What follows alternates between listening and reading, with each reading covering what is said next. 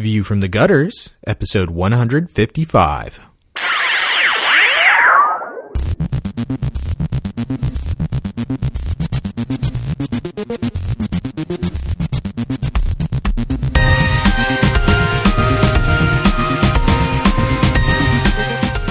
Welcome to View from the Gutters, the comic book podcast where each episode we discuss a collected edition, trade paperback, or graphic novel, and then recommend and vote on the book for the next episode.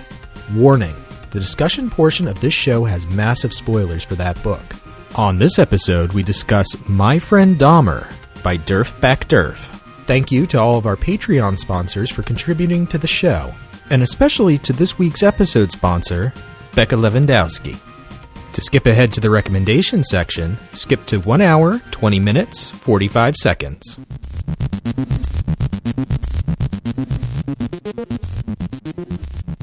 He committed rape, murder, and dismemberment. Oh, God. It's going to be a lot of fun. And on that note, welcome to View from the Gutters, episode 155. I am Joe Preti. I'm Kit DeForge. I'm Kayleigh Fleeman. And I'm Cade Reynolds.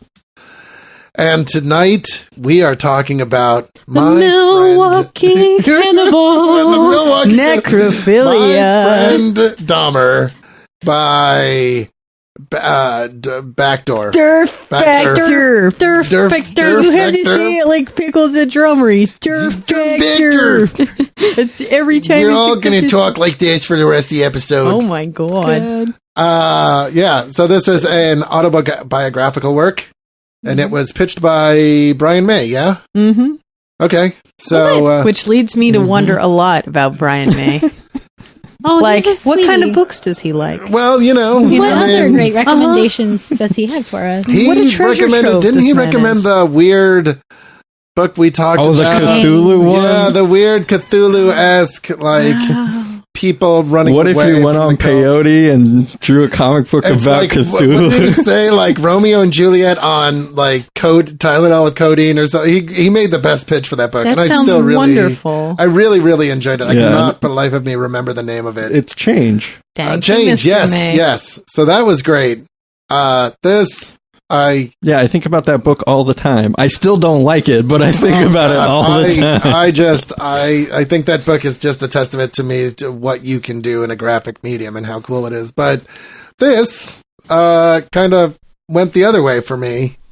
But I don't want to start. I kind of want to respond because I don't know. So who wants to start? Right now I'm kind of at this point where I do not know if I did not like this book or if I just have issues with it.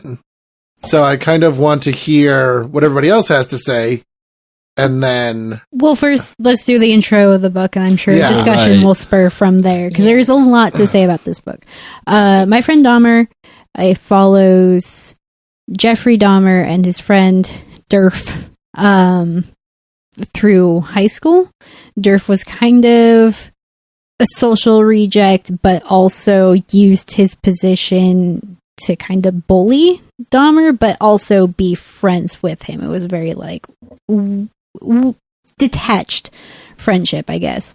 And he wrote this book, if I'm not mistaken, as a response to Dahmer saying, after he was caught for all of his murders and put on trial and doing all these different biographies and things about himself, he had said something along the lines that he had a normal childhood and he had normal friends in high school, and it was after high school that like the darkness started to set in. And so this comic was written in response to that, saying, well, no, there was kind of always something off. We just didn't know at the time, because this was during the 70s, and mental health was not something that was really considered, and the idea of somebody getting help for somebody else hadn't really been introduced as commonly. It was more of, oh, you're just narking on them. Like, you're just going to get them in trouble. And so Dahmer's friends didn't really think to seek out help for Dahmer, even though they knew something was wrong. similarly, the adults didn't really step up to their role that they should have. And so this kind of follows an outsider's perspective on Dahmer's descent into an infamous serial killer. I think my main problem with this work is that it's called My Friend Dahmer, but it's pretty clear to me from the work that at best they were like acquaintances. At no point do I feel that there's any kind of friendship here. Mm-hmm. And everything that he's talking about, that was pretty Dahmer, much every single one of my friendships in high school. But I think that may be high school, but it's that to me, I read My Friend Dahmer, and there's an intimacy implied there, which is not a matter of fact. Like, a lot of the stuff he's talking about Dahmer's home life is stuff that he went back and researched. And so it feels ingenuous. It does not feel genuine to me. That's literally the point, though, is the entire relationship that this person had with him was predicated on the fact that he was being fake for the purpose of exploiting him and making fun of him. Mm-hmm. So I feel like the title is extremely tongue-in-cheek in that respect, where it's like, you call someone a friend, you're calling this person a friend for the express purpose of them believing to some degree and you knowing better. And I think that in that sense, like, because of the sensibilities of the book, calling himself a friend is also a self-deprecating thing in the awareness of what kind of person this guy became and the type of people who tell the stories of some infamous person going awful who probably wouldn't have given him much of a time of day in their real life. Suddenly everybody knows the killer. Suddenly everybody wants to talk about the famous person. Mm-hmm. Because somehow being close to and touching this degree of fame and infamy makes them meaningful. And that's kind of what he says in the introduction as well, where he says that immediately upon his arrest, he started gathering everything that he had from their relationship in high school and putting it together to see just what he had.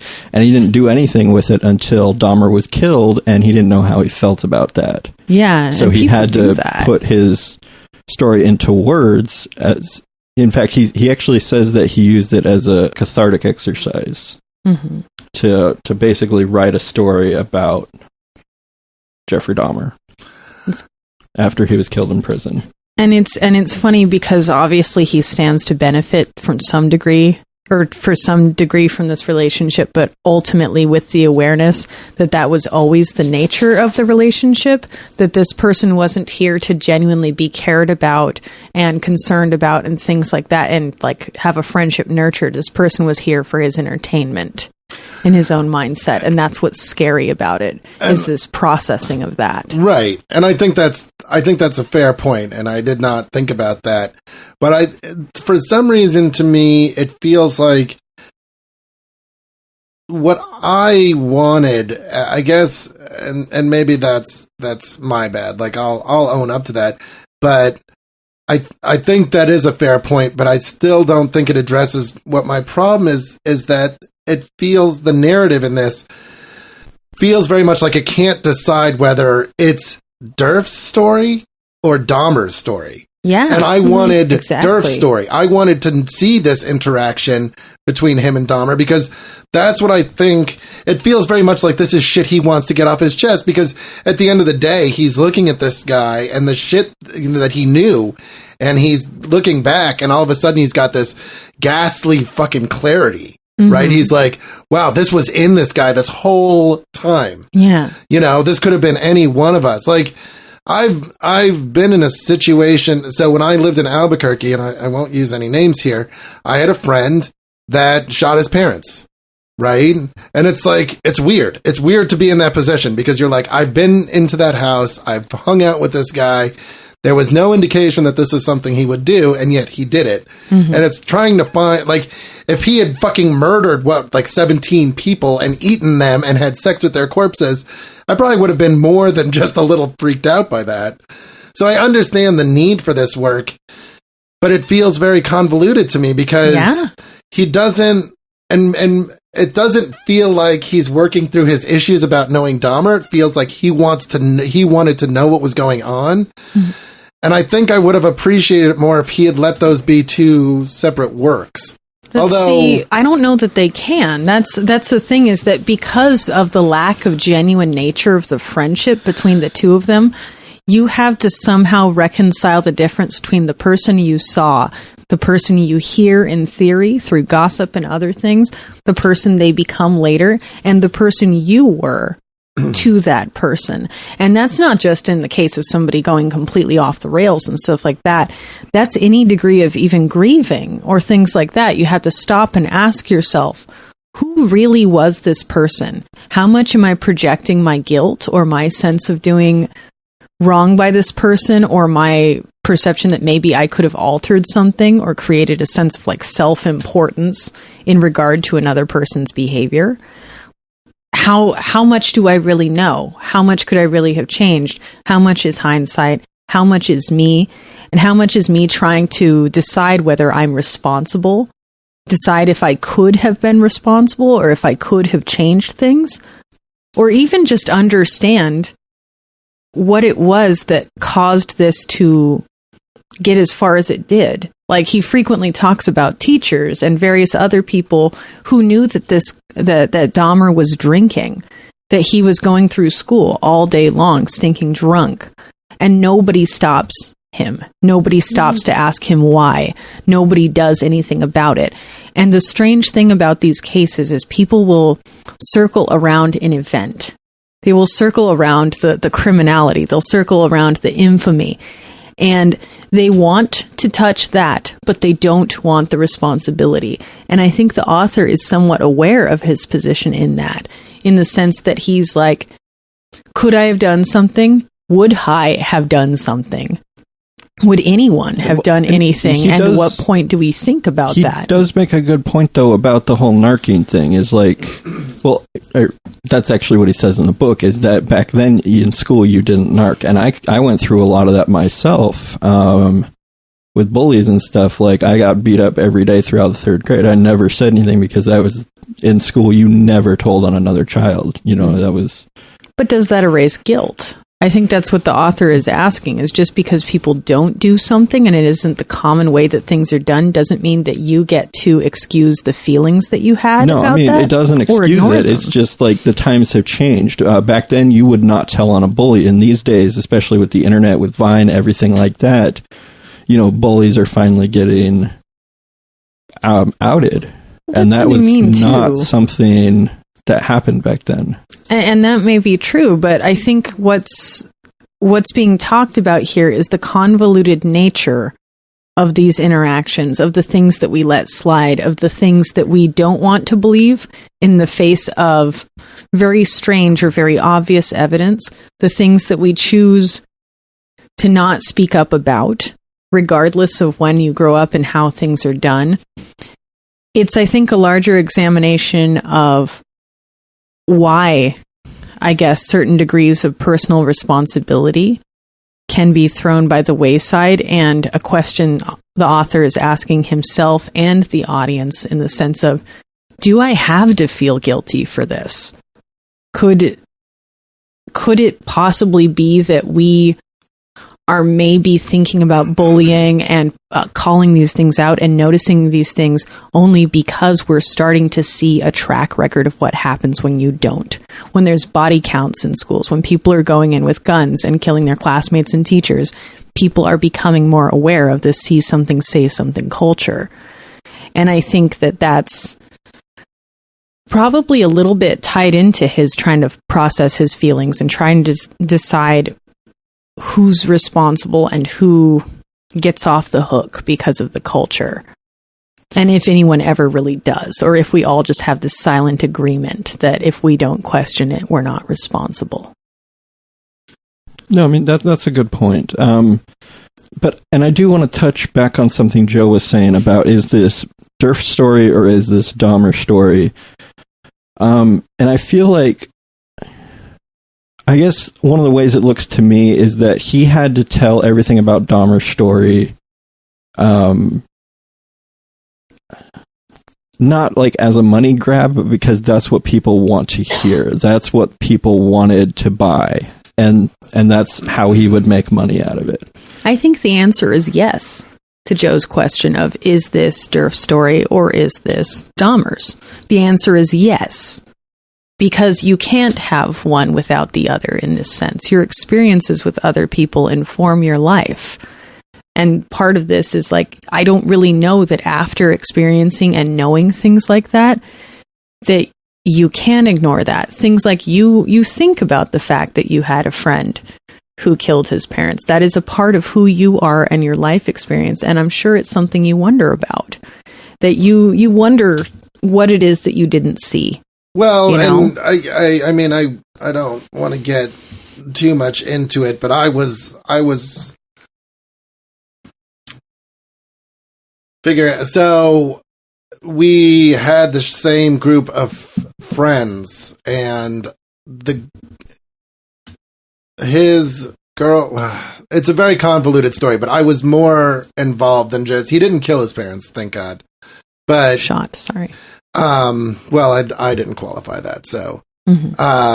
But basically, the person that was with him was a person that I was close to, and a person, I definitely asked myself, if I had done things differently, would that have happened? You know, because he ended up being sentenced to like 13 years in jail, and then he killed somebody in jail, and so like, you know, I definitely asked myself those questions, and I can definitely see this as being him trying to make sense of it.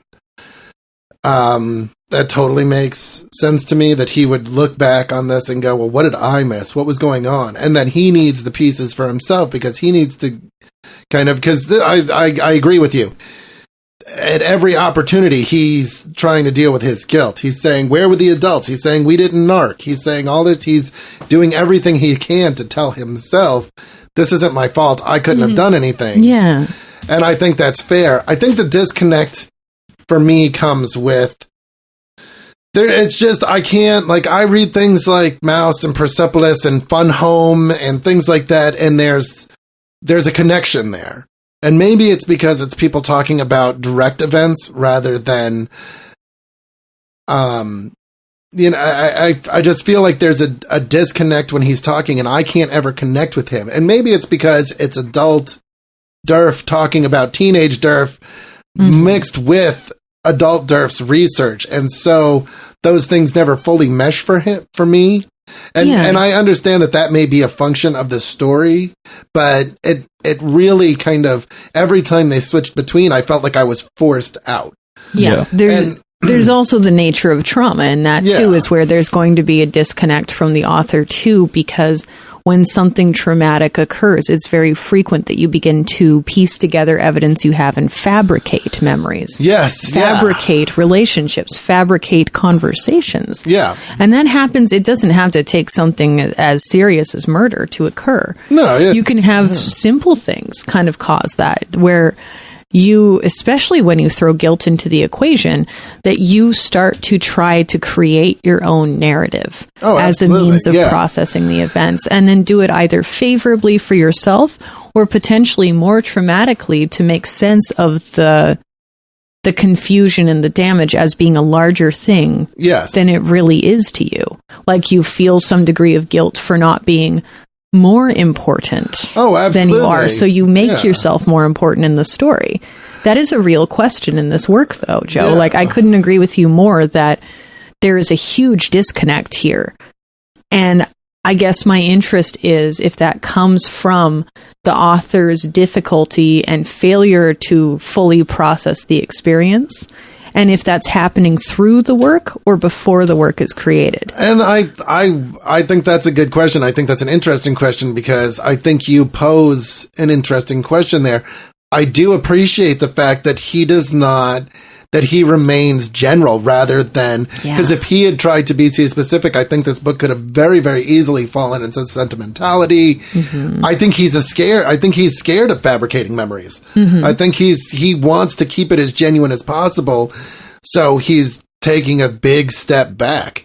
And I think that, and there actually is, in the back matter, there is a page by page breakdown of, for like, not for each panel, but for each page, the sources of all the stuff that he put in there. And there was a number of stuff that he took out because he considered the sources unreliable. And I think that speaks well of him. I'm glad we're kind of following this tactic because I think it's helping me kind of put things in perspective. I don't know that it makes me any warmer towards the work, but I think I definitely I don't think you're required to feel warm about the work, well, Joe. But I mean, I think it's important. I think so. I think that regardless of how you feel about anything, serial killers are fascinating, right? Because we have no fucking idea how they work, right? And the human race is obsessed with death. Well, I mean, even beyond that, because it's kind of Freudian for me. But like, I mean, even beyond being obsessed with death and sensationalism, this idea that like, and Ted Bundy is always my example because this was a really charming, funny, handsome guy that just felt the need to beat women to death, right? Yeah. But you could have met him. You could have gone out to coffee with him, and you know, people everywhere were going, "What are you fucking? There's no way." Mm-hmm. But there was way, and it did happen. It was a thing, you know. Like he wasn't this creepy dude that hung out at bus stops.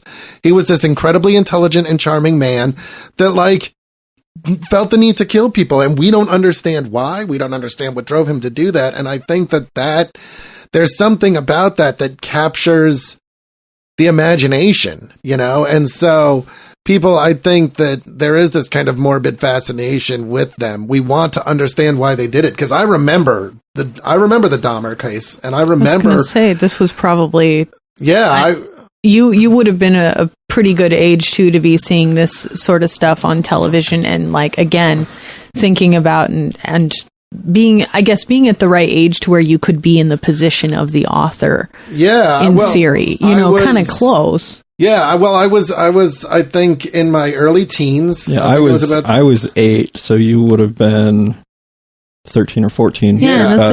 You could have been a teenager, like this man's memories of being a teenager. Yeah. You know? And I mean, I remember watching interviews with him, and I remember it was all over the news. It was huge, but the biggest thing about it was I remember being pissed because they'd take away my shows for the day to cover the trial.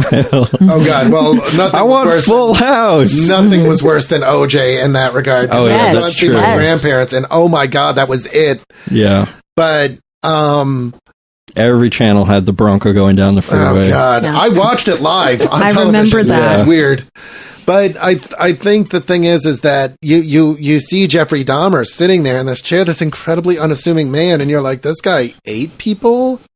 Like, and there's something about, you know, Bundy was famous for being a serial killer, but the way he didn't really have, I don't want to say flair, but there was nothing really about the way he did it that kind of, it wasn't like up there with Gacy. Yeah, it wasn't. Or it was BTK, lacking was the like, grotesqueness. Exactly. Yeah, it was the not sensationalism that a lot of these cases get. And that the media fucking loved Dahmer because he was eating people and he was having sex with corpses, and it was really fucked up and just like it hit all the shock factors. Yeah, exactly. Mm-hmm. But you would watch him give these interviews, and he's like this incredibly quiet spoken man that was like, no, there was really nothing wrong. And then reading this, that's what was most interesting to me, was seeing how screwed up his family life was. Yeah. And the fact that, he was kind of, you know, he kind of put on this mask and stuffed, you know, kind of self-medicated to the point where until he finally was able to realize what he wanted to do. Yeah, and I think about which he actually put off for a long time, because if he realized this in 1978 and then his first non-accidental kill was in 87, I mean, he fought it for a long time. Well, yeah, and serial killers don't usually do that. Well, don't they have him killing that hitchhiker right at the end of his senior year, right after he graduates? Which was an accident. Well, okay. Yeah. He didn't mean to. He didn't know.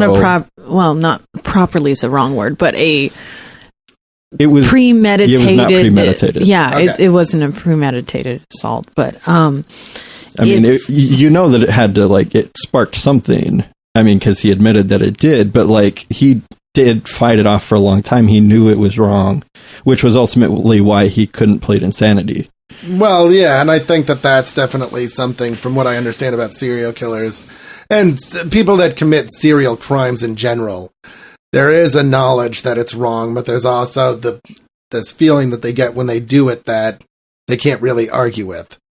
Yeah. And that's kind of the, self-loathing and stuff is something that kind of goes along with that. But then you also have people that just aren't capable of feeling things. They're not connected to their emotions in the same way that people are. Well, that's Dahmer. They were talking about Dahmer trying to process some of these, or not process some of these feelings by numbing himself with alcohol and things like that. And when you talk about this quiet, unassuming kind of person that nobody would suspect X or Y, and you throw in the alcohol component in there, that leads me to think quite a bit about the number of people in our lives that do these horrible things, that will do really horrible things, or some person that looks like a professional business person or a happy mother of 3 or things like that. And how surprising it is to hear something like that mother, popped a bunch of pills and hit a car with a kid in it and killed them. You don't look at that woman walking down the street and think that's a person who killed somebody. You don't look at these quiet and unassuming people like Dahmer, and that's not the first thing to come to your mind. And I think the fascination comes with the obsession and confusion with the complexity of people.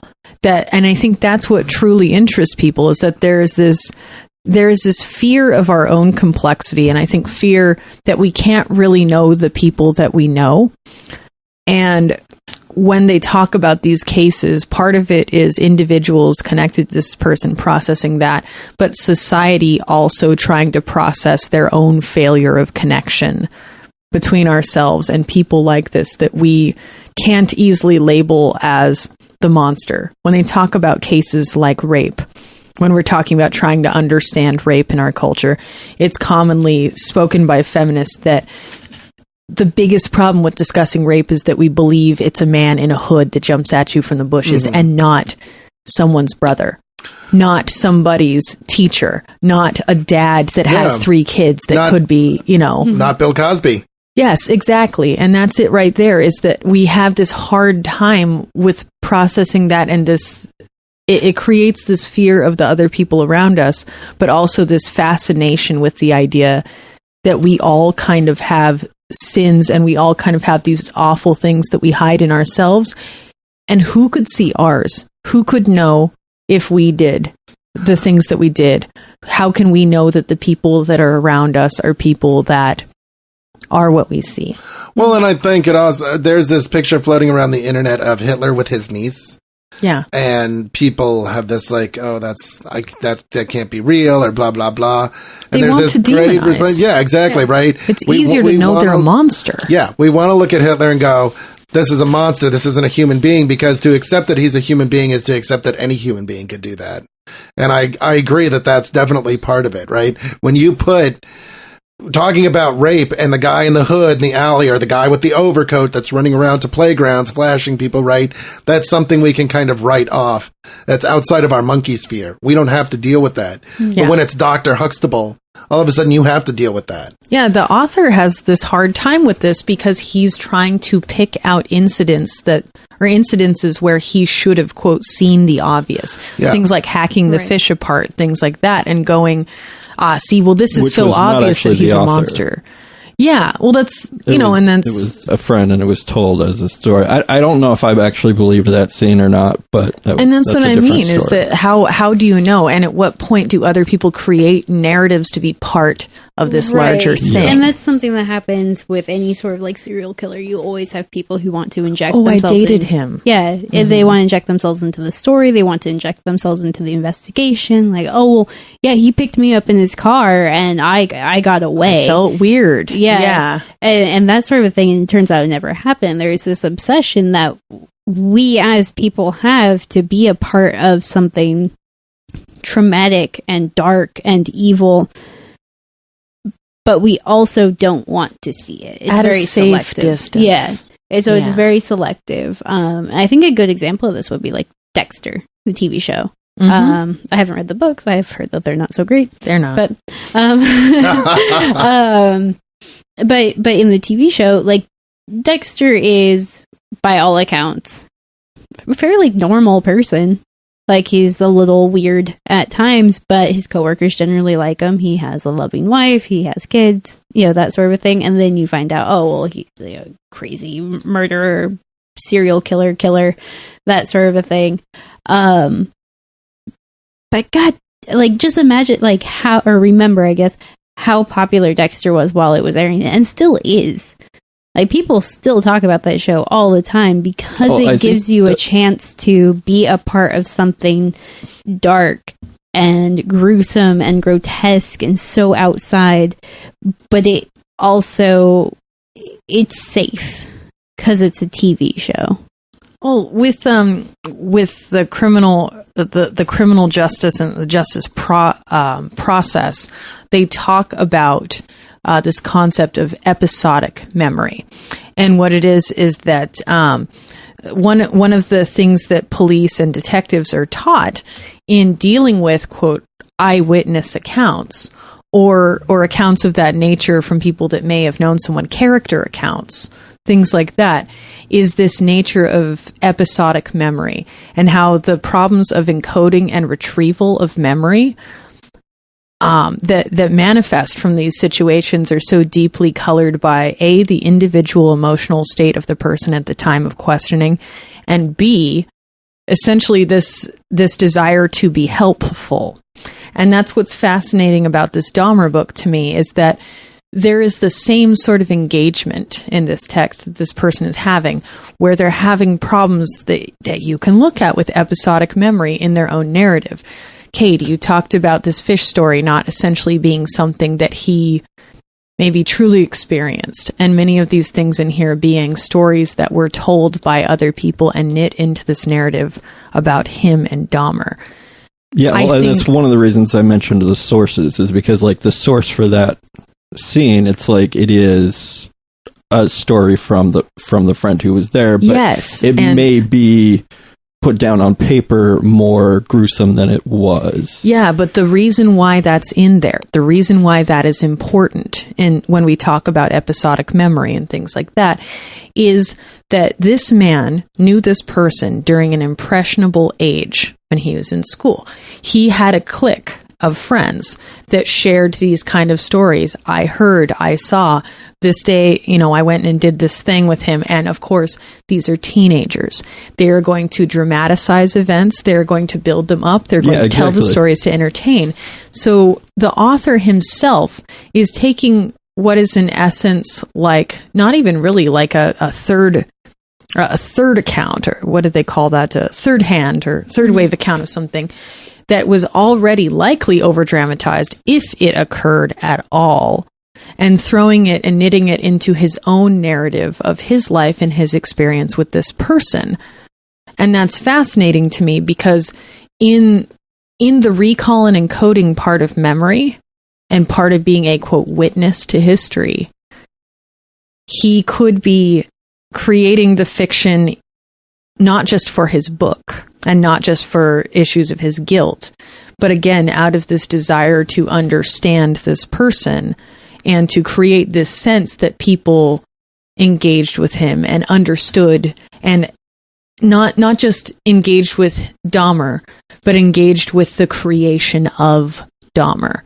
So in senses became the authors of this person, which makes the work very intriguing in the sense that he's not just the author of this book about Dahmer. He is essentially placing himself and his friends as potential authors of a killer, potential creators of that. Well, as key pieces in the Dahmer mythology. Yes, absolutely. Which I think is what he's getting at with that fish story, is memory is the least reliable of all your senses. They've done studies on this where you can basically sit down with somebody and convince them that they remember something that they don't. And that's what's tricky about it, is Yeah. that memory is not reliable because people do want to be helpful.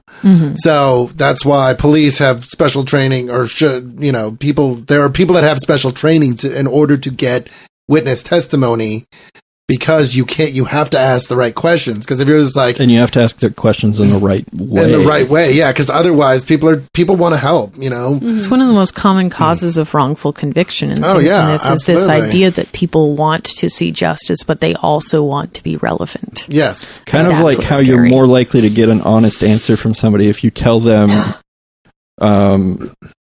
not that the person you're looking for is a suspect, but that you're trying to find this person in the black van because they might have seen who the real killer was. Yes. People are more likely to You say add it that rather screen than between them. You Yeah. add that interruption between the it's relationship. it's like, I'm not asking you to identify a suspect. I'm asking you to identify somebody else we can talk to as a witness. Kind of thing. It puts a different perspective in your mind, and you remember different things based on what it was. If you think the person you're thinking about was a killer, it alters the way that you're thinking. If you think of this person as somebody who can help, you're more likely to remember details. I have an example from today. I've talked about before how I work in a library system. Frequently, we will have different things that come up that require us to create incident reports. Numerous times, I've gone around to different people and something has happened, and we try to get a suspect description, things like that, to hand over to the police. One of the things that they did with us when we start up in the library is they had a police officer come in and tell us, this is what we do. This is a little chart that we try to mentally fill out as far as like what were they wearing, heights, things like that. And they specifically stated the difficulty in getting accurate information on that when you say that something has happened, you know, especially something dramatic. And how it evolves from something like, oh, well, you know, I saw a Bigfoot in the woods is the good example, or I saw an alien. How many alien accounts do you get that they all happen to be gray? They all happen to have large, wide set eyes. They all happen to appear in, like, you know, disc shaped lit structures like that in the middle of the woods. It's because we have this witness bias that we try to fill in what sounds right and what sounds good. And what's happening in this Dahmer book is interesting to me because we have this problem first of the person trying to assuage their own guilt, and we have the problem of the infamy of the killer. And then on top of that, we're trying to get this greater understanding while also drawing interest. Joe's right. It is a complete mess. But what makes it, to me, the interesting book that it is the fact that it can only be a complete mess, I guess, and that it should be something that causes confusion and is a monstrosity to try to understand, because this person is also trying to be meaningful. I don't know that I agree with you that it can only be a complete mess, but I do agree that it would be incredibly difficult to stitch this together in a way that flowed, and I wonder if doing that would make it take on a much more... I wonder if polishing it would make it seem more romanticized, or... You can't apologize for Dahmer, which is what causes this confusion for me, is because if you were my friend or a friend of Dahmer's, you cannot create this story to be sympathetic to Dahmer. No, you're you already at that disadvantage. And he says that specifically in the intro, that he wants to be perfectly clear that this is not, He can empathize with him, but the minute he kills somebody, that's it. Like, all bets are off. And I think it just goes to show that when you read something like Fun Home is a great example, because it's, you know, a memoir, but it's also done in this way that when you finish it, it feels like, okay, yeah, I totally like, this feels real. This feels like, Alison Bechdel really sat down and wanted to be as real as possible with this. When you look at something like, and I know I'm trotting out the big names here, but I think this is a hugely ambitious undertaking. Well, it's also like not just traumatic events in this too. I'm reminded of Eva Gabrielsen, who was the longtime partner of Stieg Larsson, who wrote the Dragon Tattoo books. Mm-hmm. She put out a book called What I Want You to Know About Stieg Larsson and Me that was supposed to be an account of her relationship with Larsson. Mm-hmm. There are many problems with the credibility of this book because of the fact that she was being stiffed by the people, his family members, who got the rights to his book by the fact that she was not married to him, despite being his partner for many years.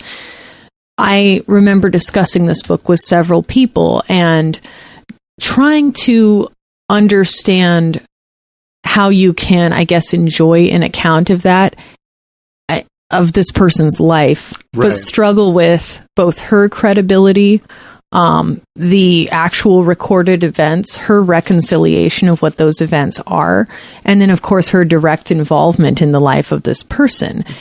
It was almost impossible, in her sense, too, to write a truly believable, objective account of her relationship with this person. And she loved the guy. Mm-hmm. With the Dahmer thing, you've got this problem that you don't have that step either. Yeah. But I find those things fascinating because you're going to have conflicting accounts. And in her sense, she would stand to gain from sympathy for this book. Like, when she wrote this, she could stand to gain significantly from that. And because of that fact, there was so much more doubt and credibility issues from the material. I think that sort of problem kind of is also by necessity occurring here in this book, because this man is in the odd position of, again, standing to gain directly financially and otherwise from the relationship, or the supposed relationship, with this killer.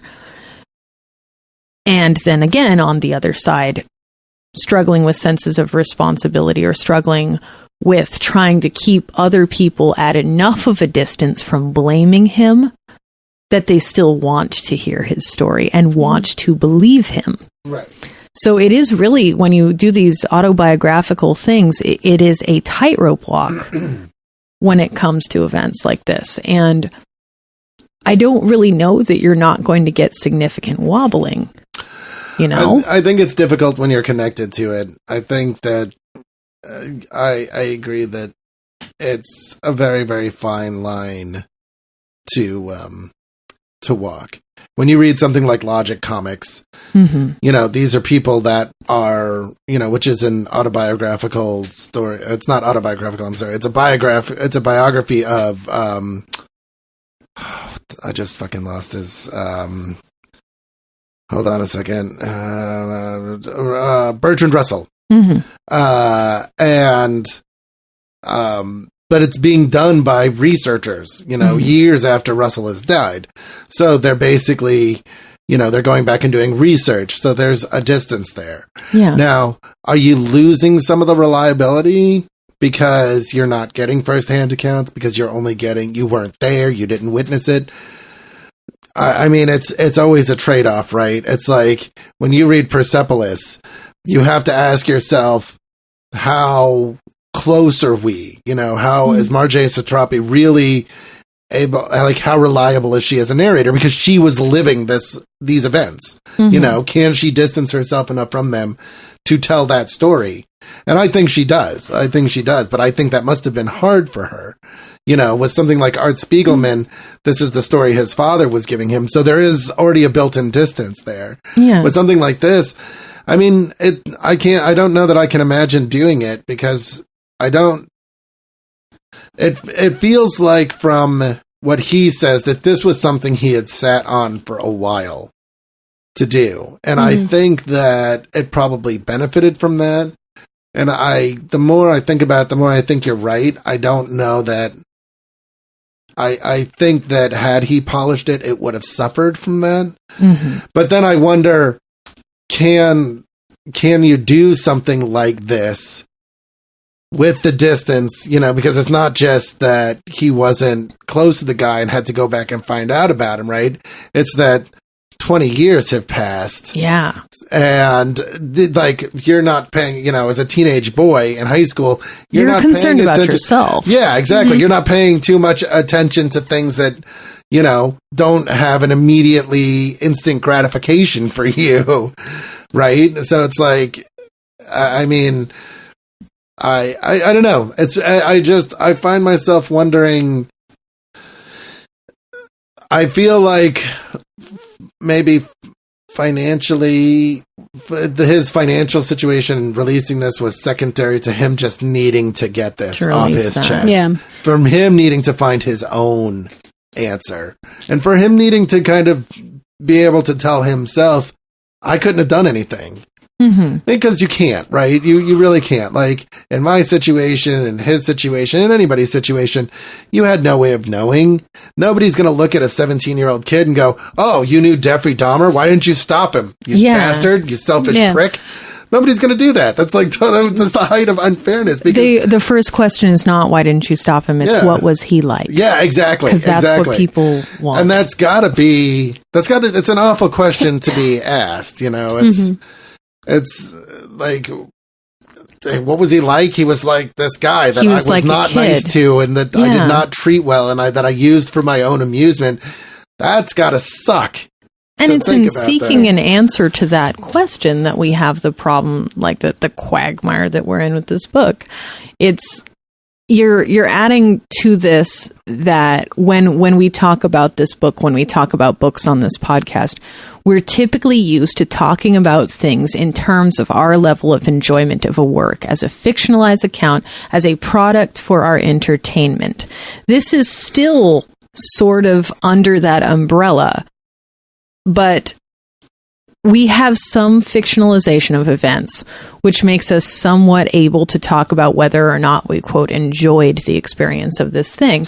But we have the larger added problem of this as some real events. And so in that sense, I think I'm beginning to understand where your complication lies, in the sense that you're torn between whether you are evaluating and reading a work for its creative entertainment sort of artistic merit, complicated by its accuracy.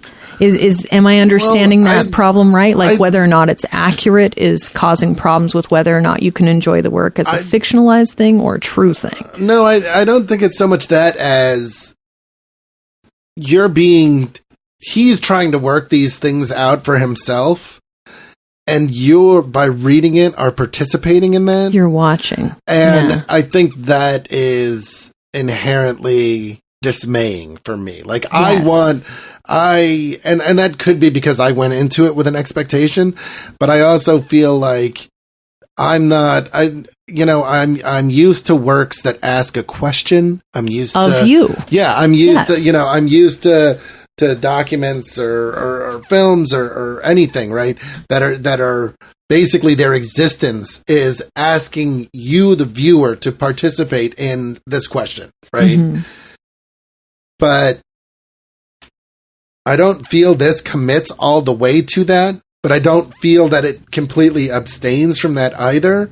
And because he doesn't know, and maybe this is where it is, it's because maybe he doesn't know how he feels about it, that he can't convey that to you. Am I viewer or am I participant? Yes, and which should I be standing on in order to see how I feel? Yeah, absolutely. Yeah, this is more, to me, reading it was more a chance for him to struggle through his feelings, to reflect upon as an older man with much more information becoming available about mental health.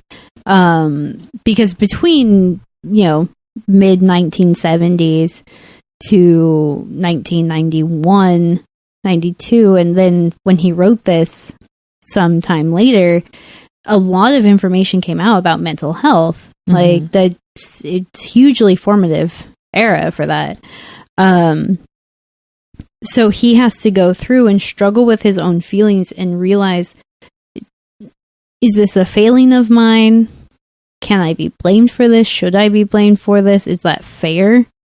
Is it, were there other people that could be blamed for this? And so when he's trying to figure this out as a way to commit his own feelings to something that happened to him, to something that he was a part of, both as a participant, as Dahmer's friend / bully, but also as an outsider, as somebody who turned on the news one day to find out that this man did these horrific things. And so he is trying to place himself and where he stands and where anybody who touched Dahmer's life would stand as well. So for us, as people who had nothing to do with the Dahmer case, nothing to do with his life, nothing to do that, it's kind of hard for us to be like, well, who was this written for? And I think it was written for people who knew Dahmer. For people who... Or people who want to learn. Well, no, I honestly, I don't think so. Yeah, I really don't. I think it's more for people who worked with Dahmer, because he held multiple jobs. So coworkers of his that knew him as probably this weird guy.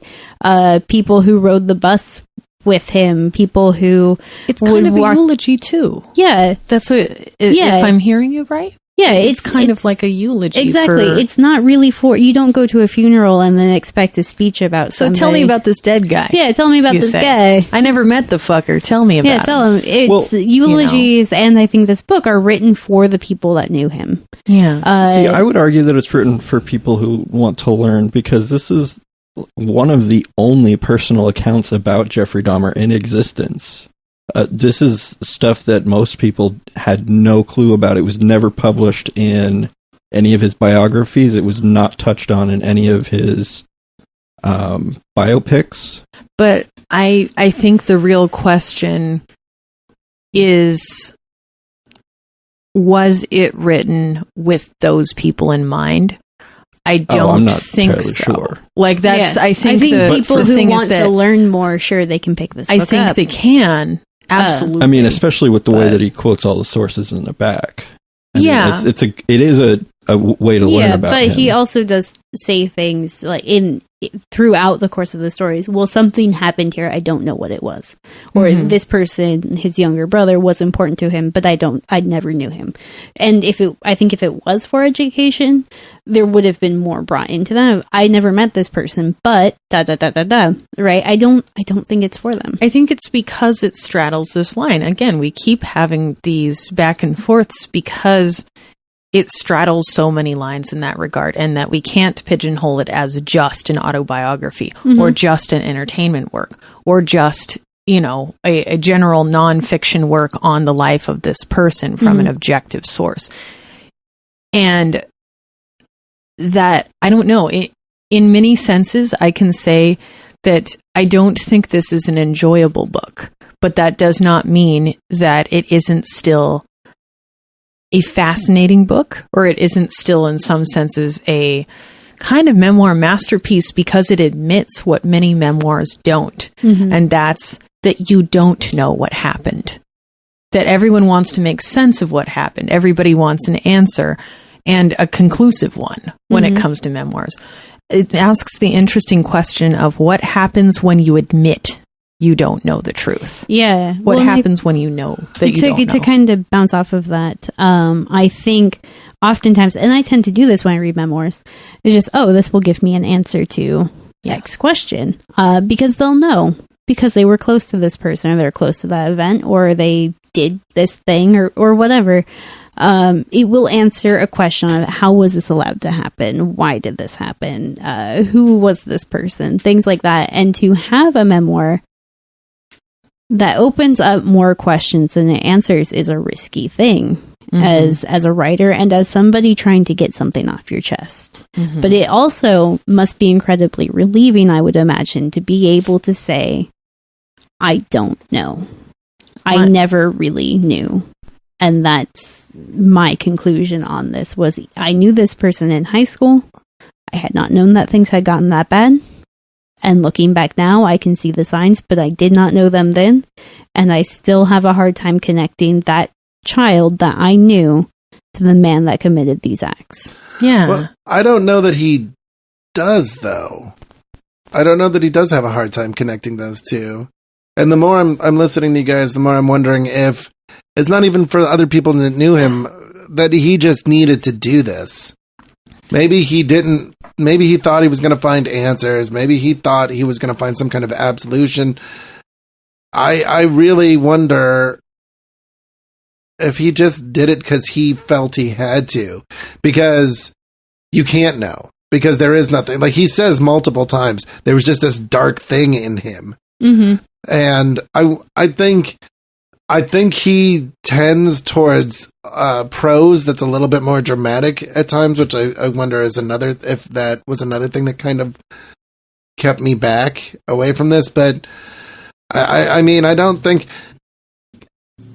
when I read memoirs, it's not normally to find answers, but just to learn about people. Like I love reading about old Hollywood, and I love reading about, like, I've read biographies about Audrey Hepburn and Humphrey Bogart, and just I'm kind of fascinated with that era.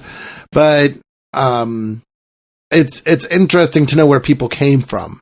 Yeah, it's always interesting to me, and it's interesting to me to know that, like, Lena Horne lived next to Humphrey Bogart at one time, and he prevented her from getting evicted by telling, like, her neighbor that if they didn't leave her alone, he was going to beat the crap out of him or something. Like, it's like there's no movie about that, right? It's just like this cool little tidbit about Humphrey Bogart, who was also very active during the witch hunts, the communist witch hunts, where he protected people and fought against that stuff. And it's kind of like, maybe it's that I have a vision of somebody when I read a memoir or a biography of somebody, and I want to know if that vision is going to be shattered or if it's going to hold up. And maybe because I expected this to go one way, or because I didn't have an image of Dahmer, I kind of didn't. I didn't really ever have any firm footing. Maybe that's what it is, because I just kind of. I understand it a lot more now, and I think maybe I want to go back and reading again, kind of keeping some of these things in mind. But I wonder if this was just him. This was like, it wasn't about money. It was just something that he was like, hey, this is a thing that happened to me, and this is me trying to make sense of it. And I've researched it, and I've talked to people, and I've included some of my memories in there too. But, like, this is just my thing, and I'm just putting it out there because I need to do it for me, because it's something that kind of lives in me, and now it lives outside of me. And maybe he can look at it and get some kind of closure or some kind of satisfaction from that. Which then leads us to our next question. Is this a memoir? Because of what you're saying is that then you have to ask yourself, is this a memoir? And I bring this up because the copy that I'm holding, podcasting once again is a visual medium, so I'm going to describe what I'm holding. I am holding a copy of My Friend Dahmer that I checked out from my library system. I'm looking on the spine, and I'm going to explain what this means to you guys. There's a purple circle, which usually in our library means that that's a graphic novel. Underneath that is a call number, 364.1523. So people who are not library people may not make sense of that. But what that means is that this is shelved in true crime, which stuff like Anne Rule books and things like that. Someone who is paid to write about the lives of someone who killed someone, who committed a crime, but like the works of Anne Rule, they're dramatized for the entertainment of the reader. They're true crime in name only. They're true dramatic crime in reality. But what I happen to know about this book is the first time it was brought to my attention was because of a processing error. I was shelving, and I pulled off the book from our graphic novel section. And I looked at it and I noticed that it just said Backderf, which would usually mean that it's a fictional account. I looked at it, I flipped through it, I thought about it, and then I sent it into our collection development people, our catalogs, and I said, should this be in nonfiction? Should this be categorized as or under biography? Where do we put this book? And what's interesting is that this book shifted 4 different positions in the library because nobody could decide what it was. Nobody could decide if it was a fictional graphic novel because of some dramatized events and some fictionalized events, if it could be accurately put into nonfiction, because there is definitely, it's based on real events, on a real person. So is it a nonfiction? No, we're not sure. Okay, do we move this over to biography?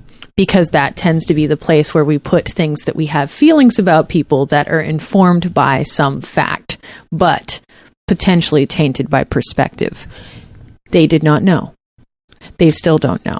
I'm supposed to return this book so that they can look at it again. And I think that's important to point out because people who professionally have to decide where to shelve and put these things so that you can accurately find certain types of information don't know what to make of this book. And yes, we do have problems sometimes of just putting books in there wrong and having to reevaluate the collection. But I think that that's really interesting in the conversation that we have, is that in the life of this book, in the number of times I've run into this book just at work, it is entirely because nobody understands what this book is and where it goes. Well, so we're not the only ones. Then that's fascinating. That informs a lot about how you read a book. If you don't know how you are reading a material because you don't know where you're starting. Yeah. None of us know where we're starting. The author doesn't know where he's starting. So do any of us know by what rubric we choose to evaluate this work? We don't know. Yeah, I think that speaks volumes about it. See what I did there? Hey, I did I did that just for you. Hey, that's a lot of. That's very witty. Well, witty joke.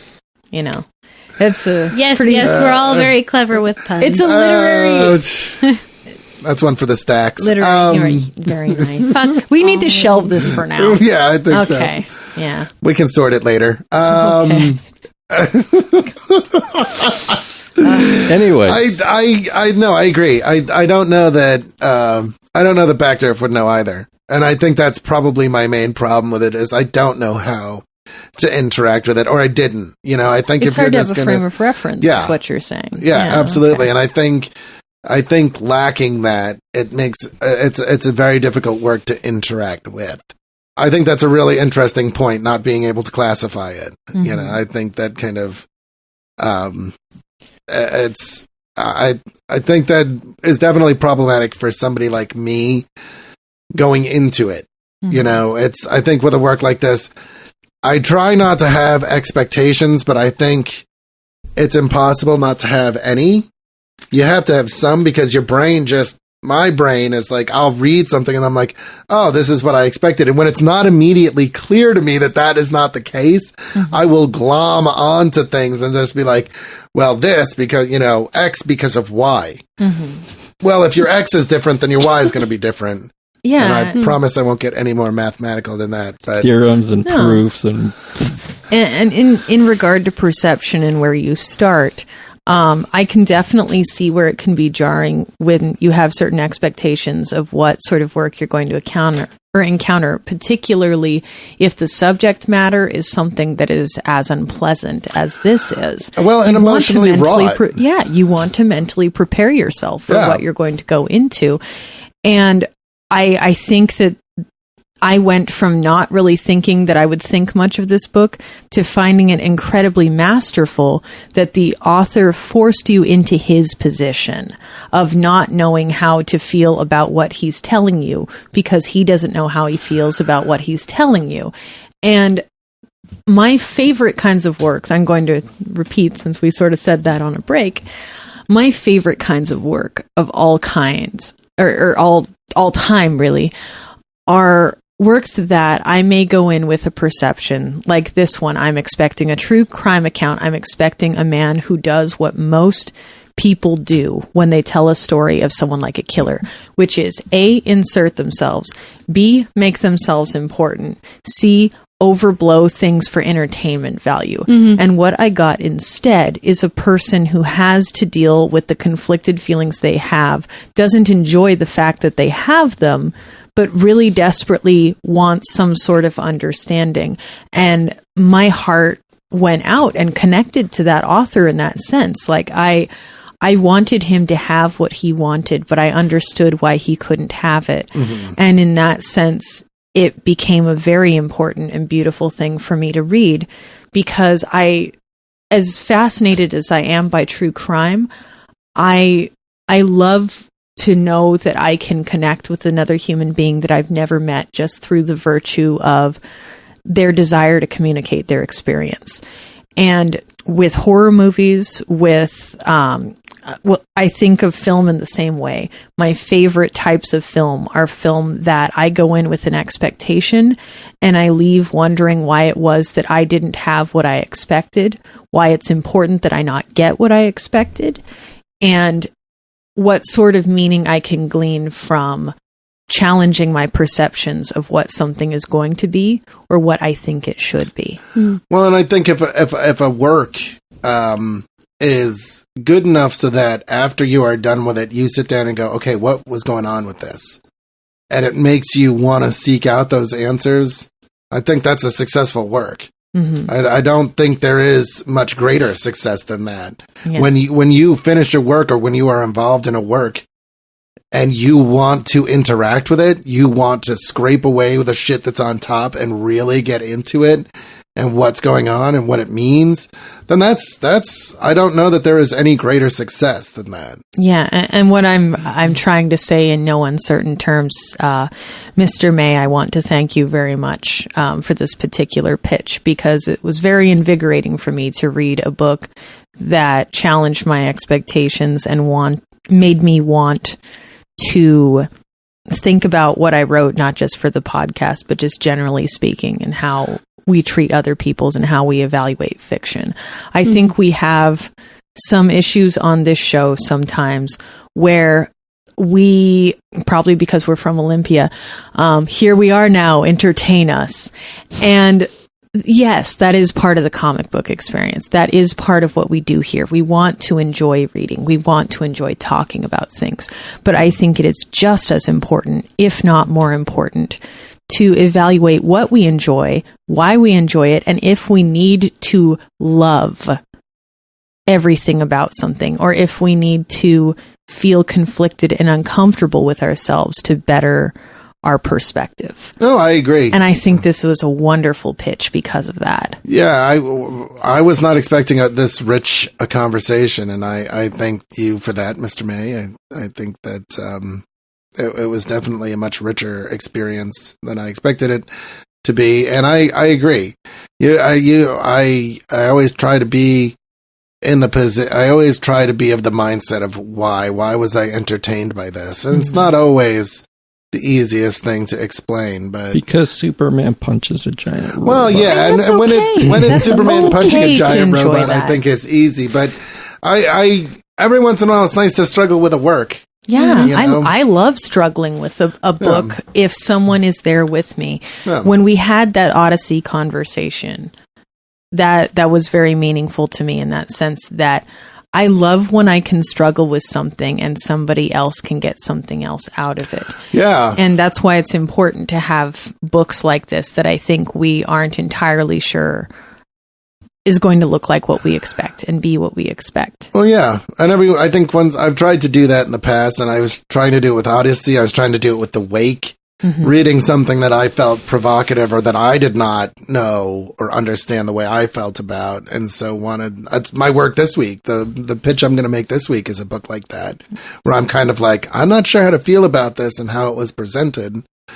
And I think sometimes it kind of goes nowhere, but I think sometimes we have really good conversations. I think The Private Eye was like that, you know. I think We had a great discussion about that book. I loved it. And I had to apologize to Cade and Kayleigh too, because I grew to feel so passionately about this book. And I want to reach across the aisle and seg things into you guys, saying how you feel, because I feel so strongly. I realize I've dominated things pretty You are much. totally fine. Yeah, So we have not talked this much in a while. well, you're too busy being busy, and I'm too busy pretending to be busy to have conversations. So when you used to call me on my cell phone. Well, That sounds like the beginning of a song. Yeah, it is. It is. Not. It is not. Nobody has ever started a song that way. Pointing You fingers used to call at me on the phone. pointing fingers at both of you, though. Cade and Kayleigh, I would love to hear some of the things you may feel about this, because I'm overbearing. I feel like I was able to either nod along vigorously with things that you felt about this book or articulate feelings about this book. One thing I did want to talk about was the art. Yes. This is a gross style of 70s art that I generally do not like.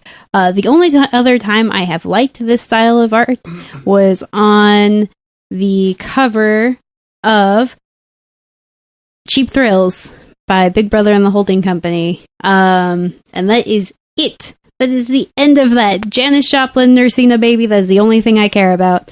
Other than that, I really hate this style of art. However, I opened this book, and Kit was actually here when I did. I opened the book, I groaned very loudly and went, God, the art. But reading it, I don't think any other style would have fitted as well. It requires the grotesquerie because of the nature of what we're doing here. Yeah, and also obviously the 70s. Yeah, and it requires that, like, the simplicity of this style to not get trapped up in the art, but to tell the story. And I think that this was a very fine pairing of art and writing. And My only issue with the art is that in some frames, Dahmer does not look human. Yeah, I think that's very much so intentional. Although yeah. in a couple of places, the other characters don't as well, and I was trying to figure out if that was intentional or just him glossing over that. Yeah, like kind of to go back to my original point, that very much so happens in this style of art, which is why I don't like it. Generally speaking, I really like it on the cover of Cheap Thrills because Janis Joplin doesn't really look like Janis Joplin, because all the other members of her bands, who are all equally important, but I don't remember any of their names, they don't look like themselves, right? Like, it looks gross. It looks weird. You have that really gross, really incredibly racist blackface on that cover. But it works for that cover because of the nature of that album, right? And it looks good because it describes all the songs very well. It's ugly, and Janis Joplin at the time had what many considered to be an ugly voice. It very much so embodied the emotions that album invoked. I think that this work also employs that art style well because of that same thing, because the faces don't really look human. They look gross. You feel gross. You feel like everybody who mistreated Dahmer is gross. You feel like Dahmer is gross. And that's important because this is a very ugly story. Yes. And I think the ugly art exemplifies that in a really fantastic way. And another important thing in that is that this style is an innately emotive style. Mm-hmm. It's not intended, like you said, to be visually appealing. It's meant to be visually communicative. Yeah. And there is a huge difference in that. Like, it's and on the front here we have a quote from R. Crumb, and just to kind of hop into that thing about style, Crumb and a lot of those 60s underground and alternative comics was about producing and creating things that, again, challenged expectation, that were not intended to reinforce the idea that art is there to hang on a wall and enjoy. Mhm. Art is not there to just be decorative. It's there to be challenging. Well, It's actually funny that I didn't realize that Robert Crumb had a quote on the cover of this, because that is the artist that did the album art for Cheap Thrills. Yes, absolutely. And I so thought that was important to point out. I didn't know that, so that is really cool, because I was just like flipping through this and I was like, God, this just looks like Cheap Thrills. And those 60s underground and 70s underground and alternative comics were, again, largely about messing with what you think a comic should look like, what you think the body should look like, and being more about the strangeness of our being, the strangeness of our experience, that the bodies can warp and change and emote based upon what's happening at the time, because we warp and change and emote. And we're never the same person we were 5 panels before. We're meant to morph and alter.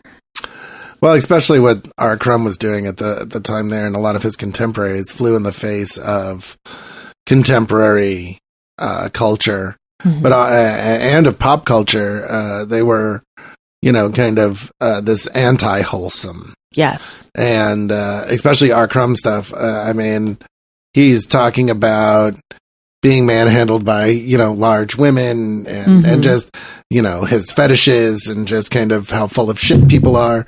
And that was my phone. Please ignore it. And you have a lot of that stuff, a lot of fighting back against corporate culture, and in the late 60s, early 70s with the underground comics.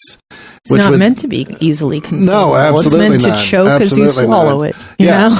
Yeah, absolutely. Stuff like Fritz the Cat and stuff like that was very much about talking about the counterculture and what was going on with that. And so I think I appreciate the art style. It did remind me a lot of Crumb, and I appreciated that it was this kind of grotesque style, because I agree with you. I think the emotive style helps. I kind of like that art, because I do like the caricature, of the caricaturing of humanity. This kind of otherness that it imparts to the characters. But I mean, I thought it was well chosen for this. I didn't really, the art I enjoyed. I think his writing was a little, I don't want to say rough. I wonder if he was affecting a certain tone. Part of it, an attempt to diarize, yes, I guess. like make it feel like more of a diary. Felt very much like too dramatic.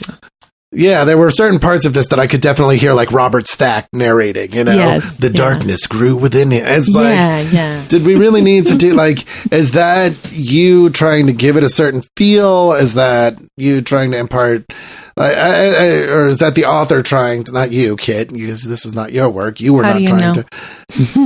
I mean, I guess I don't. You're true. I keep footsying you under this table. It's okay. Though, it's all right. So. How much is an affectation? Yeah, exactly. I wasn't sure about that, but that thought kind of petered out there. That's okay. I think we're in a good place. Yeah, I think so. I think we've had a good conversation. Cade, do you have any thoughts to continue on this, or anything that's bouncing around in your noggin? Oh no, I said quite a bit at the beginning. Yeah, I'm trying to check in with everyone here, because I realized everything I had to say, and then didn't really worry when you guys went off on the rails. Oh, okay. I'm just trying to check in with everyone, because I really didn't expect to get this excited, to be honest. Well, I think we had. It's a good work. I think it's important to kind of track down where each of the things comes from. I don't know.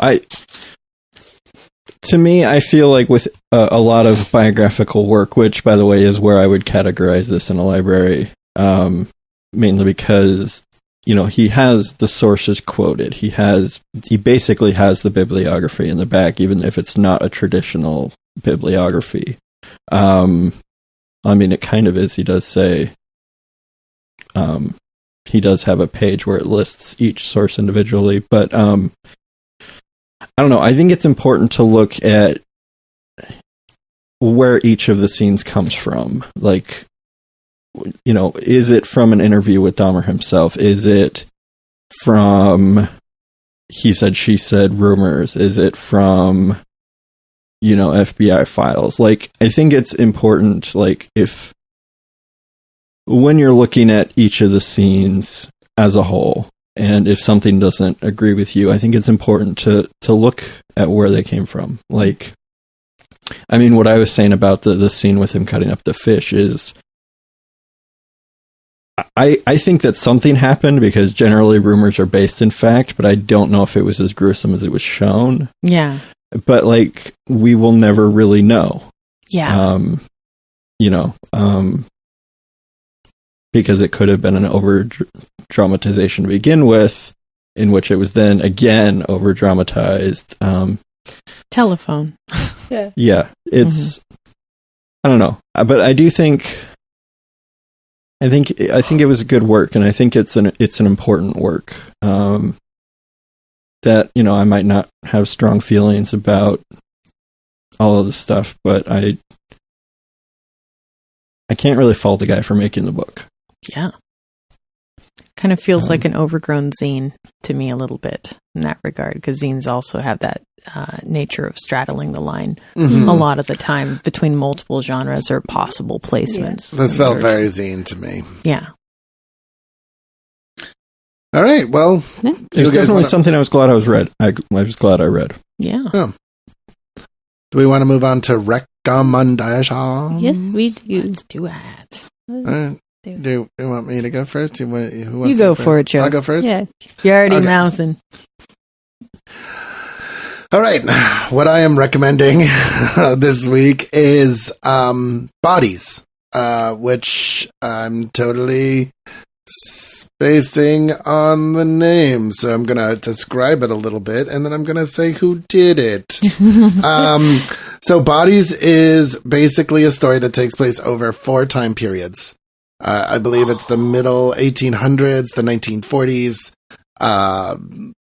2014 or maybe 2015, and 2050. And basically, a body is found in this street in London, Long Harvest, and it's naked, it's been brutalized. And there's no identification or anything. And so it's taken back to the morgue. And what you find out is that this body has been found in all of these 4 time periods, and it's the same body. Yeah. And each of the issues has a different artist, or each of the time periods has its own artist. And I think it's Cy Spencer. But that does it. It's really very, very interesting. It's got a lot of representation in it. The main character in 2015 is a Muslim woman who is a detective inspector, I want to say.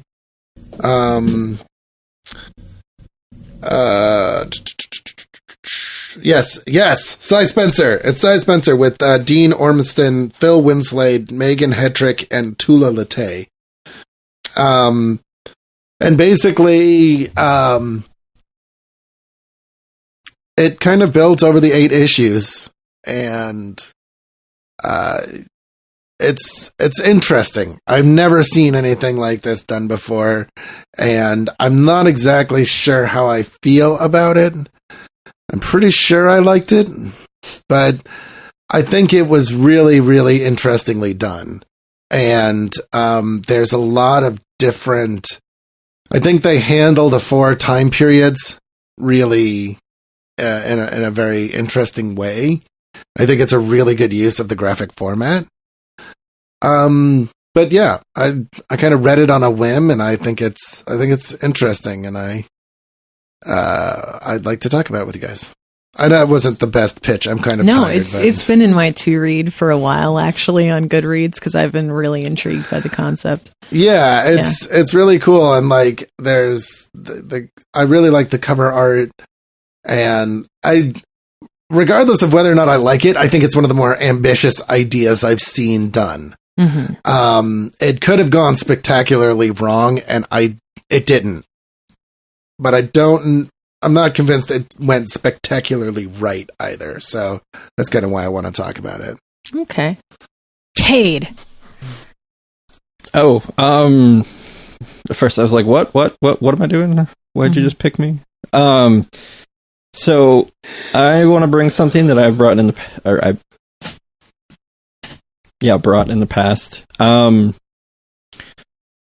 It's a book that we have talked about previously on an episode, and there has since been another one released, and so I want to talk about the second one because I feel that's important for us to do. So the book is The Fuse by Anthony Johnston, Justin Greenwood, Sherry Chunkhama, I have no idea how to say that one, and Ryan Ferrier. This is basically space cops on a space station doing cop-like stuff. Yeah, that's a pitch, I guess.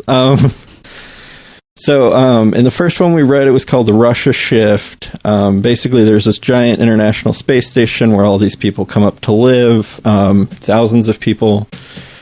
And this new rookie cop up there was basically being shown the ropes by this older cop. And they did one shift and... or they did the shift where at night the space station is flying over Russia.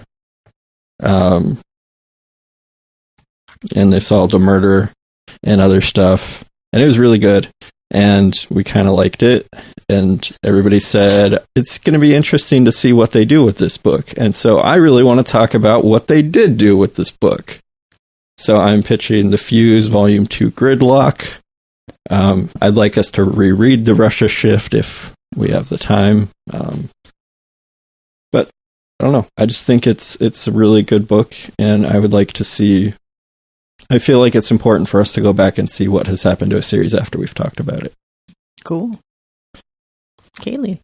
I am pitching a book that Kit introduced to me. For those of you who don't know, I've spent a lot of time in college studying Shakespeare. Shakespeare is something that is very dear and near to me.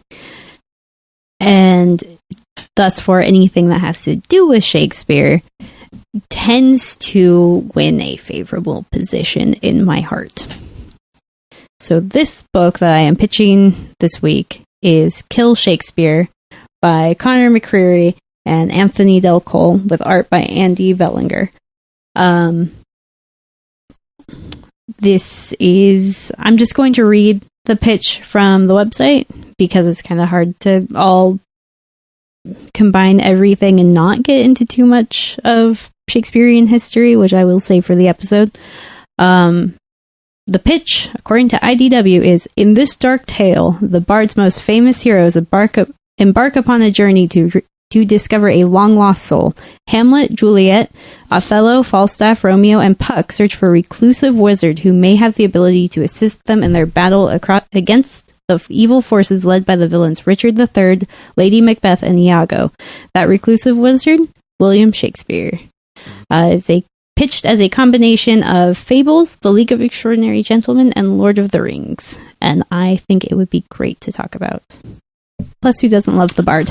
Good times. Lord of the Fabled Gentlemen of the Rings. Mm-hmm. Gentlemen of the Fabled Rings. Gentlemen of the Fabled Ringlords. Get it, Ringlord. Yeah. Excellent. Riverdance. I am similarly going to bring back something that I have a pitch attempt, I think, twice. But I just was walking by it in the library again today, and my heart yearned once more, so I grabbed it right off the shelf.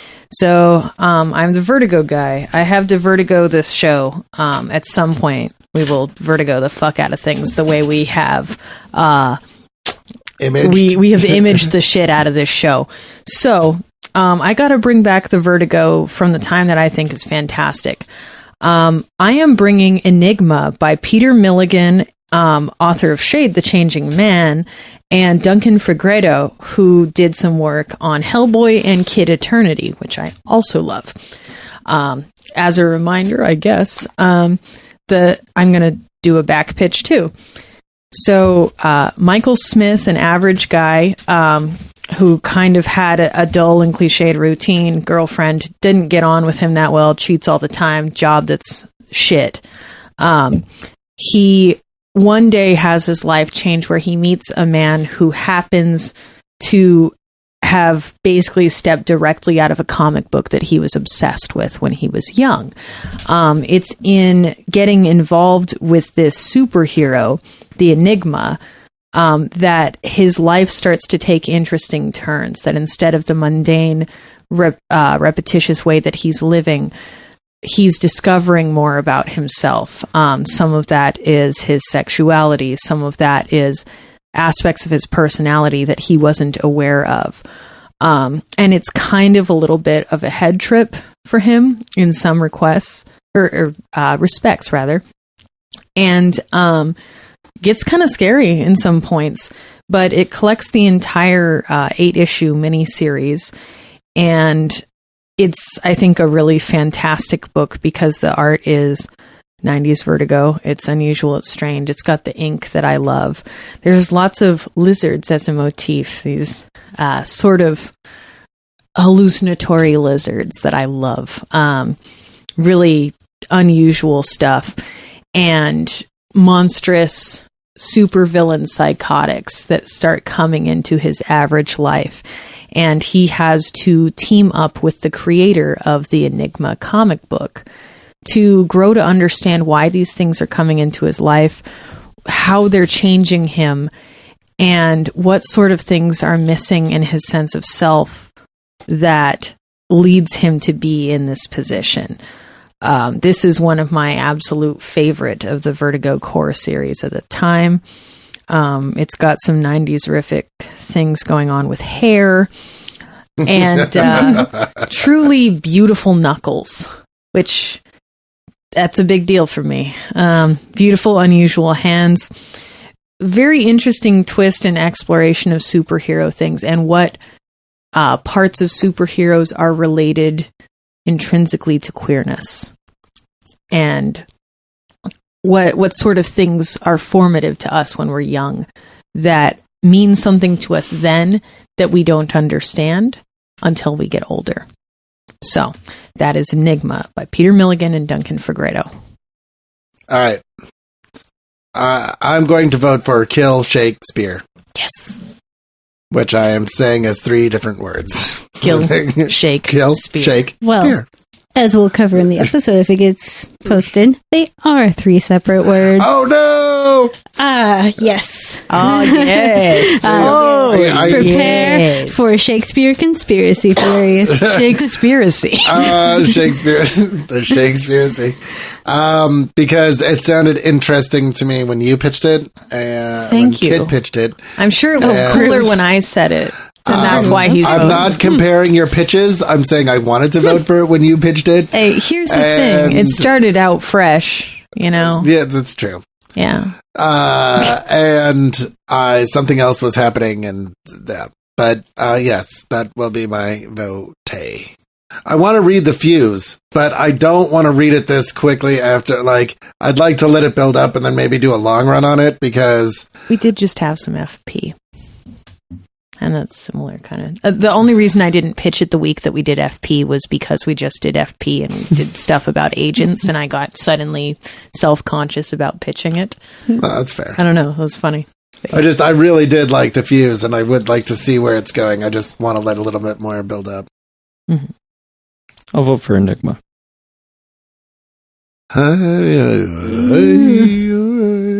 Sorry.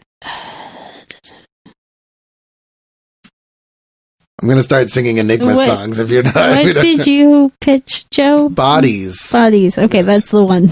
Okay. I think we're reading Bodies next week. So I knew you guys would come through for me. All right. I was just thinking kidding. about Fuck it. you. Kill Shakespeare. Oh, damn! Boom, John Cena. No, actually, Actually, yeah, I am picking Kill Shakespeare. Are you? You already because voted I wanted to acquire a copy of Bodies, and I was thinking about this, and I wanted to continue my reading, and then I can also get Kill Shakespeare returned to the library. I am entirely doing it for that reason. I'm not. I am completely confused and bewildered because I didn't get any of that. But I promise it's all you, good. I'm extremely interested in Bodies. Also the book Bodies. I was looking at things for it on Goodreads and like scratching my chin and going, hoo, like that. But when you pitched it, I thought, I'm going to go down to Gabby's and I'm going to buy a copy. This is the perfect excuse to read it.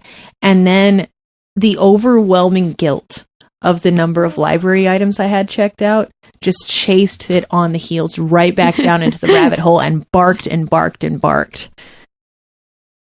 I really want to read Bodies, but I should probably read Kill Shakespeare because I've had it checked out for a long time and I need to be a good example as a librarian. You can just check it in and then check it back out. Joe, what if I were to pitch it better than you later? Can we read it? Can't do what you want to fucking do. I have your permission to pitch your book better than you? I have been doing this show for almost 4 years. I am not going to be offended if you don't pick my book. We're doing a circle of reassurance here. You reassured Cade that you're interested in views. Yes, I'm reassuring you that I care about Bodies, but I really want to get some of these books off my fucking coffee table. Okay, I will reassure you that your reassurance has reassured me. I am reassured. I will up the ante and say that I also went ahead after you pitched Southern Bastards and checked out 2 volumes of it. Yes. Like that next day. It's so fucking good. So, this is a little bit like we're learning a lot about government because this is an election year. Yes. And I'm glad handing a little bit and going like, hey, you scratch my back, I'll scratch yours, And so I went ahead and grabbed Southern Bastards so that I'm ingratiating myself with you at another time. That's good. That's good. Cool. All right. Hands shaken. You're going to talk like Bernie Sanders for the rest of this. That's good. That's very good. That's good. Kill Shakespeare. That's we what need we're to show the big publishers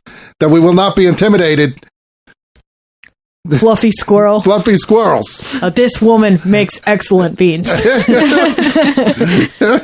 Bernie Sanders? Okay, no, sorry. Kill Shakespeare, our next book. Bernie Sanders, our next president. Yes. How does that sound to you guys? That's good. That sounds good. We just did a political endorsement on the show. I don't care. I don't care. I just did a political endorsement. That's true. I'm with you. All right, Kill Shakespeare in a week. Be there or don't. Because I don't know. You can literally be anywhere and listen to it. I made a decision to get rid of something I've had checked out for 2 months, and that's the entire reason we're doing this. That's good. Boom. That's good. I'll just live with my indecision over my book for the next... I hope you guys are prepared for a 3-hour episode on Shakespeare conspiracies. I'm actually really interested in hearing the Shakespeare stuff, too, because despite being a person interested in books, I don't know a whole lot about Shakespeare. I know that Shakespeare was Francis Bacon. That's all I know. Francis Bacon. No, you have that confused. France is Bacon. Yeah. Knowledge is power. Knowledge is power. Francis Bacon. Francis Bacon. I have read that Tumblr post, so I know. I get that reference. I totally get that reference. And if you don't, then you need to Google France is Bacon, and you'll understand. Let's treat this podcast like a dick and wrap it up. Okay. Or a delicious Subway sandwich. I don't know. Whichever one you prefer. Yeah. We'll treat it like we'll treat it like some fruit and get it in the can. All right. Nice. Good night. We love you. Good night. Good night. We love you. This has been a production of View from the Gutters. We hope you'll join us next time for discussion of our selected title. In the meantime, we encourage you to follow us on Facebook, Twitter, and Tumblr. Become a sponsor of the show at patreon.com/viewfromthegutters, or leave us a review on iTunes, as it does help new listeners find the show. We encourage you to send any questions, comments, or recommendations you may have to contact@viewfromthegutters.com. Thank you for listening, and as always, keep reading.